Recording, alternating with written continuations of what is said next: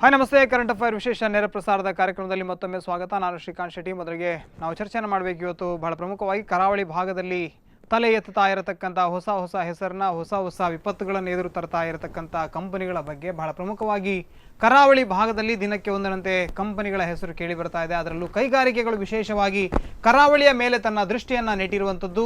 ಕರಾವಳಿ ಭಾಗವನ್ನು ಎಲ್ಲೋ ಒಂದು ಕಡೆಯಲ್ಲಿ ಆ ಪರಿಸರಕ್ಕೆ ಮಾರಕವಾದಂಥ ಒಂದಷ್ಟು ಕೈಗಾರಿಕೆಗಳ ಡಂಪ್ ಯಾರ್ಡ್ ಆಗಿ ಮಾಡ್ತಾ ಇದ್ದಾರಾ ಅನ್ನುವಂಥ ಪ್ರಶ್ನೆ ಹಲವಾರು ಪರಿಸರವಾದಿಗಳು ಎತ್ತಿರುವಂಥದ್ದು. ಇದರ ಬಗ್ಗೆ ನಾವು ಚರ್ಚೆಯನ್ನು ಮಾಡಬೇಕು. ವೀಕ್ಷಕರೇ, ತಾವು ಕೂಡ ಕರೆಯನ್ನು ಮಾಡ್ಬೋದು, ತಮ್ಮ ಅನಿಸಿಕೆಗಳನ್ನು ಹಂಚಿಕೊಳ್ಬೋದು. ಕರಾವಳಿ ಎಲ್ಲೋ ಒಂದು ಕಡೆಯಲ್ಲಿ ಡಂಪ್ ಯಾರ್ಡ್ ಆಗ್ತಾ ಇದೆಯಾ? ವಿಶ್ವದ ಅತ್ಯಂತ ಮಾರಕವಾದಂಥ ಕೈಗಾರಿಕೆಗಳನ್ನು ಈ ಭಾಗಕ್ಕೆ ತರತಕ್ಕಂಥ ಪ್ರಯತ್ನ ಆಗ್ತಾ ಇದೆ. ಇದರ ಬಗ್ಗೆ ತಜ್ಞರು ಏನು ಹೇಳ್ತಾರೆ ಅನ್ನೋದನ್ನು ನಾನು ಕೇಳಬೇಕು. ಒಬ್ಬರು ವಿಶೇಷ ಅತಿಥಿಗಳು ನಮ್ಮೊಂದಿಗಿದ್ದಾರೆ. ನಾನು ವಿಜಯಕುಮಾರ್ ಹೆಗಡೆ ಅವರನ್ನ ಕಾರ್ಯಕ್ರಮಕ್ಕೆ ಬರಮಾಡಿಕೊಳ್ತಾ ಇದ್ದೇನೆ. ಸರ್ ನಮಸ್ತೆ. ನಮಸ್ಕಾರ. ನಾನು ನಿಮ್ಮಲ್ಲಿ ಈ ಹಿಂದೆ ಕೂಡ ಹಲವಾರು ಬಾರಿ ಇದೇ ಟಾಪಿಕ್ ಮೇಲೆ ನಾವು ಚರ್ಚೆಯನ್ನು ಮಾಡಿದ್ದೇವೆ. ಬಹಳ ಪ್ರಮುಖವಾಗಿ ಕರಾವಳಿ ಭಾಗದಲ್ಲಿ ವಿಶೇಷವಾಗಿ ಕೈಗಾರಿಕೆಗಳು ಬರ್ತಾ ಇರುವಂಥದ್ದು, ಮಾರಕವಾದಂತಹ ಕೈಗಾರಿಕೆಗಳು ಬರ್ತಾ ಇದ್ದಾವೆ ಹೊರತು ಪರಿಸರಕ್ಕೆ ಪೂರಕವಾದಂಥ ಯಾವುದೇ ಕೈಗಾರಿಕೆಗಳು ಬರ್ತಾ ಇಲ್ಲ. ಎಲ್ಲೋ ಒಂದು ಕಡೆಯಲ್ಲಿ IT-BTಗಳು ಎಲ್ಲೋ ಒಂದು ಘಟ್ಟದ ಮೇಲ್ಭಾಗದಲ್ಲಿ ಡೆವಲಪ್ ಆಗ್ತಾ ಇದೆ, ಅಥವಾ ಇನ್ನೂ ಹಲವಾರು ಭಾಗದಲ್ಲಿ ಒಂದು ಪ್ಯಾಕೇಜಿಂಗ್ ಯೂನಿಟ್ ಈ ರೀತಿಯಾಗಿ ಒಂದಷ್ಟು ಉದ್ಯೋಗವನ್ನು ಸೃಷ್ಟಿ ಮಾಡಬಹುದು. ಆದರೆ ಪರಿಸರಕ್ಕೆ ಹಾನಿ ಇಲ್ಲ ಅಂಥ ಕೈಗಾರಿಕೆಗಳು ಈ ಭಾಗಕ್ಕೆ ಬರ್ತಾ ಇಲ್ಲ. ಇದಕ್ಕೆ ಕಾರಣ ಏನಿರ್ಬೋದು? ಕಾರಣ ಒಂದು ಲೆಕ್ಕದಲ್ಲಿ ನಾವು ನೇರ ಆಪಾದನೆ. ಯಾರೇ ಬರಲಿ, ಅಧಿಕಾರಿಗಳು ಬರಲಿ, ರಾಜಕಾರಣಿಗಳು ಬರಲಿ, ಅವ್ರು ಏನಂತ ಹೇಳಿದ್ರೆ ಕೈಗಾರಿಕೆಗಳು ಬರಬೇಕು, ನಾವು ಅದರಲ್ಲಿ ಏನಾದರೂ ಮಾಡಬೇಕಂತೇಳಿ ಇದೊಂದು ನೇರ ಆಪಾದನೆ ನನ್ನ ಇವತ್ತಲ್ಲ ಯಾವತ್ತಿನಲ್ಲಿ ಇದ್ದೇ ಇದೆ.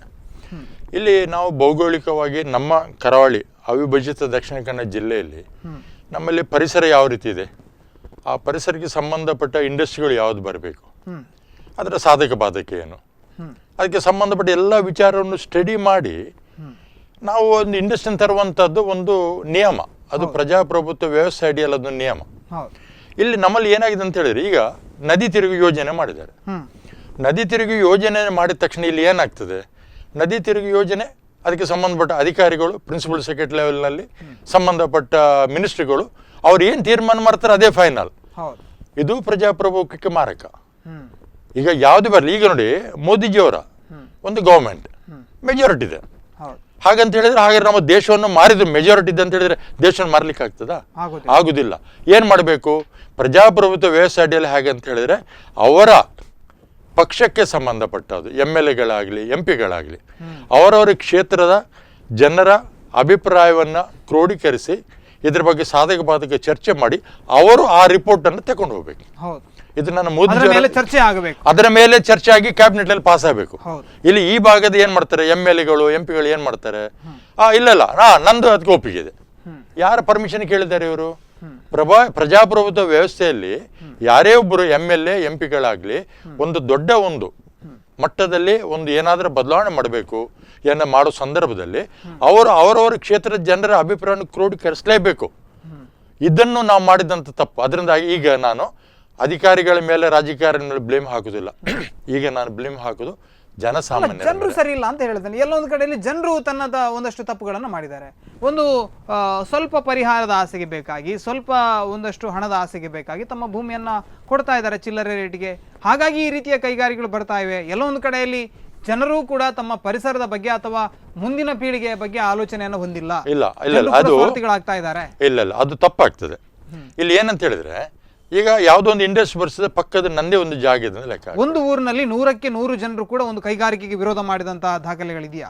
ಇಲ್ಲ, ಹೇಳ್ತೇನೆ. ಅದಕ್ಕೆ ನನ್ನ ಹತ್ರ ಉದಾಹರಣೆ ಇದೆ. ನಾವೀಗ ಹೋರಾಟ ಮಾಡಿದ್ರು ಕೂಡ ನಾನು ಯಾವಾಗಲೂ ಯಾವುದು ಆ ಸಮಸ್ಯೆಗಳು ಎದುರು ಮಾಡುವಂತ ನಾನು ಯಾವಾಗಲೂ ಅವರ ಪರವಾಗಿ. ಅದಕ್ಕೊಂದು ಕಾರಣ ಇದೆ.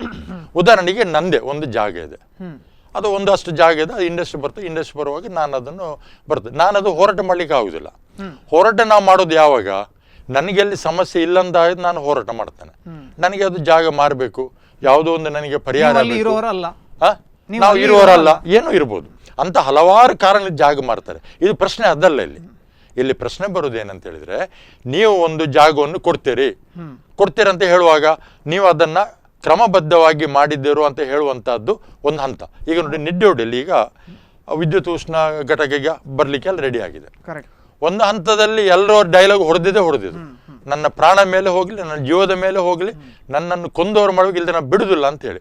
ಇವಾಗ ಅದೇ ಇದರಲ್ಲಿ ಸ್ವಲ್ಪ ಸ್ವಲ್ಪ ಜನ ಮೆಲ್ಲ ಇಲ್ಲ ನಾವು ಹೋದ್ರೆ ಹೋಗಲಿ, ನಮ್ಮ ಜಾಗಕ್ಕೆ ದುಡ್ಡು ಸಿಗ್ತಾ ಅಂತೇಳಿ. ಈಗ ಅಲ್ಲಿ ಒಂದು ತಿಳಿದವರು ಮತ್ತು ಇದು ಯಾವುದು ಬೇಡ, ಪ್ರಜಾಪ್ರಭುತ್ವ ವ್ಯವಸ್ಥೆ ಅಡಿಯಲ್ಲಿ ಕೆಲಸ ಆದರೆ ಇದು ಯಾವುದು ಸಮಸ್ಯೆ ಇಲ್ಲ.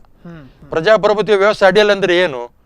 ಪ್ರತಿ ಒಬ್ಬರು MLAಗಳು MP ಗಳು ಅವರವರ ಕ್ಷೇತ್ರದ ಬಗ್ಗೆ ಅವರು ಗಮನ ಹರಿಸಿ ಜನರ ಒಂದು ಅಭಿಪ್ರಾಯವನ್ನು ಅವರು ಕ್ರೋಢೀಕರಿಸಿದ್ರೆ ಆವಾಗ ಮಾತ್ರ. ಈಗ ಅಲ್ಲಿ ಏನಾಗಿದೆ, ರಾಜಕಾರಣಿ ವ್ಯವಸ್ಥೆ ಏನಾಗಿದೆ ಅಂತ ಹೇಳಿದ್ರೆ, ನೀನು ಕಾಂಗ್ರೆಸ್ಸಾ, ನಿಮ್ಮ ಪಕ್ಷ ಬೆಳೆಸೋದು, ನೀವು BJP ನಿನ್ನ ಪಕ್ಷ ಬೆಳೆಸೋದು, ಅದಕ್ಕೆ ಸರಿಯಾಗಿ ಜನರು ಅದು ನಮ್ಮ ಪಕ್ಷ. ಏನಾದರೂ ತಪ್ಪು ಮಾಡಿದ್ರೆ ನಮ್ಮ ಪಕ್ಷರು ತಿಂದು ಬರೀ 100 ಕೋಟಿ, ನಿಮ್ಮ ಪಕ್ಷರು ತಿಂದು 110 ಕೋಟಿ, ದೊಡ್ಡ ಕಳ್ಳ ನಿಮ್ಮ ಪಕ್ಷದವರು. ಇದು ಬಹಳ ದೊಡ್ಡ ಒಂದು ಡೇಂಜರ್. ನಮ್ಮ ದೇಶಕ್ಕೆ ಮಾರಕವಾಗಿರೋದಿದೆ. ನನಗೆ ನನ್ನ ಪಕ್ಷದ ಮೇಲೆ ಪ್ರೀತಿ ಬೇಕು, ನನ್ನ ಪಕ್ಷದವರು ತಪ್ಪು ಮಾಡಿದಾಗ ಅದನ್ನು ತಿದ್ದುವಂಥ ಕೆಲಸ ಬೇಕು. ಬೇರೆ ಪಕ್ಷದವ್ರು ನಾವು ಯಾವಾಗಲೂ ಬ್ಲೇಮ್ ಮಾಡಬಾರ್ದು. ಇದು ಒಂದು ವ್ಯವಸ್ಥೆಯಲ್ಲಿ ನಾವು ಹೋಗ್ಬೇಕಾದ್ರೆ, ಒಂದು ರಾಜಕಾರಣಿ ವ್ಯವಸ್ಥೆಯಲ್ಲಿ ದೇಶವನ್ನು ಉದ್ಧಾರ ಮಾಡಬೇಕಾದ್ರೆ ನಾವು ಮಾಡಬೇಕಾಗಿ. ಇನ್ನೊಂದು ಬಹಳ ದೊಡ್ಡ ತಪ್ಪು, ನಾವು ಪ್ರತಿ ಸರಿ ಹೇಳ್ತೇವೆ ನೀವು ಸರಿಯಾಗಿ ಎಲ್ಲ ಓಟ್ ಹಾಕುದಿಲ್ಲ. ಅಂದ್ರೆ ಕರಾವಳಿಯ ರಾಜಕಾರಣಿಗಳು ಎಲ್ಲೋ ಒಂದು ಕಡೆಯಲ್ಲಿ ಇದರ ಬಗ್ಗೆ ಆಸಕ್ತಿಯನ್ನು ಹೊಂದಿಲ್ಲ ಅನ್ನೋದನ್ನ ನೇರ ಆಪಾದನೆ. ಅಲ್ಲ, ಕರಾವಳಿ ರಾಜಕಾರಣ, ಇದು ರಾಜಕಾರಣ ವ್ಯವಸ್ಥೆ ಬಗ್ಗೆ ಹೇಳ್ತಾನೆ. ಇನ್ನು ಕರಾವಳಿ ರಾಜಕಾರಣ ಬಗ್ಗೆ ಬರೋದಿಲ್ಲ. ಬಯಲಸೀಮೆಯಲ್ಲಿ ಈ ರೀತಿಯಾಗಿ ಒಂದು ಜನರ ವಿರೋಧದ ನಡುವೆ ಕೂಡ ಯಾವುದೇ ಕೈಗಾರಿಕೆಯನ್ನು ಆಗ್ತದೆ. ಈಗ ಬಿಜಾಪುರದಲ್ಲಿ ಈಗ ದೊಡ್ಡ ಒಂದು ಇಂಡಸ್ಟ್ರಿ ಆಗ್ತದೆ, ನಾನು ಅದರ ಅಧ್ಯಕ್ಷ. ಒಂದು ಬಹಳ ದೊಡ್ಡ ಅಲ್ಟ್ರಾ ಮೆಗಾ ಪ್ರಾಜೆಕ್ಟ್ ಆಗ್ತದೆ ಅದು ಬಿಜಾಪುರದಲ್ಲಿ. ಅಲ್ಲಿ ಆಕ್ಚುಲಿ ಹಾಕ್ಲೇಬಾರ್ದಾಗಿತ್ತು. ಎಲ್ಲಾ ಕಡೆ ಏನಂತ ಹೇಳಿದ್ರೆ ನಮ್ಮ ಕಾನೂನನ್ನ ದುರುಪಯೋಗ ಮಾಡ್ತಾರೆ. ದುರುಪಯೋಗ ಮಾಡಿ ಜನರನ್ನ ಹೆದರಿಸಿ ಗದರಿಸಿ, ಕೆಲವರು ಆಸೆ ಹುಡಿಸಿ, ಕೆಲವರಿಗೆ ಕಾಂಟ್ರಾಕ್ಟ್ ಕೊಡುವಂಥದ್ದೆಲ್ಲ ಮಾಡಿ ಈ ಥರ ಮಾಡುವಂಥದ್ದು. ಜನರು ಯಾವಾಗ ನನ್ನ ಪಕ್ಷವನ್ನು ನಾನು ಬ್ಲೈಂಡಾಗಿ ಯಾರು ಫಾಲೋ ಮಾಡ್ತಾರೆ, ಅದು ಬದಲಾವಣೆ ಆಗದಿದ್ರೆ ನಮ್ಮ ದೇಶ ಉದ್ಧಾರ ಆಗುತ್ತೆ. ಒಂದು ಸಣ್ಣ ವಿರಾಮವನ್ನು ತೆಗೆದುಕೊಳ್ಳೋಣ. ವಿರಾಮದ ನಂತರ ಮಂಗಳೂರಿನಿಂದ ಇನ್ನೊಬ್ಬರು ಅತಿಥಿಗಳು ನಮ್ಮೊಂದಿಗೆ ಸೇರಿಕೊಳ್ಳಿಕ್ಕಿದ್ದಾರೆ. ಪುಟ್ಟ ವಿರಾಮವನ್ನು ತೆಗೆದುಕೊಳ್ತಾ ಇದ್ದೇನೆ. ಕರಾವಳಿ ಭಾಗದಲ್ಲಿ ತಲೆ ಎತ್ತಾ ಇರತಕ್ಕಂಥ ಮಾರಕವಾದ ಕೈಗಾರಿಕೆಗಳ ಬಗ್ಗೆ ನಾವು ಚರ್ಚೆಯನ್ನು ಮಾಡ್ತಾ ಇದ್ವಿ. ವೀಕ್ಷಕರು ತಾವು ಕೂಡ ಕರೆಯನ್ನು ಮಾಡಬಹುದು, ತಮ್ಮ ಅನಿಸಿಕೆಗಳನ್ನು ಹಂಚಿಕೊಳ್ಬಹುದು. ಪುಟ್ಟ ವಿರಾಮದ ಬಳಿಕ ಕಾರ್ಯಕ್ರಮ ಮತ್ತೆ ಮುಂದುವರಿಯುತ್ತೆ.